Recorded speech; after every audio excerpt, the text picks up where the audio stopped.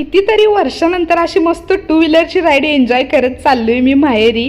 आणि ऊन लय लागत होतं, कॅप पण वाऱ्यानं उडून जाईल ती म्हणून शेवटी रुमाल बांधला रियांशला. गणेश भाऊजी आमचे चाललेले कालच गारगुटी वर्किंगला, त्यासनी थांबून घेतलं, म्हटलं थांबा जरा उद्या जाऊया आपण, मला पण सुडचीला.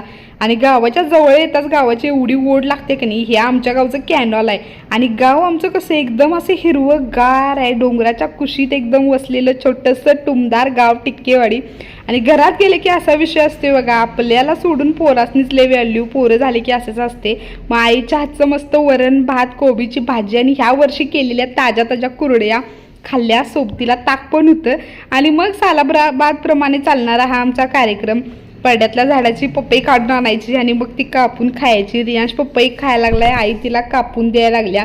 माहेरात किती पण दिवस राहिले की दिवस कसे जातात काय समजत नाही. 2 दिवस राहावा, 4 दिवस राहावा, कुठल्या वेळ निघून जातोय काय कळतच नाही.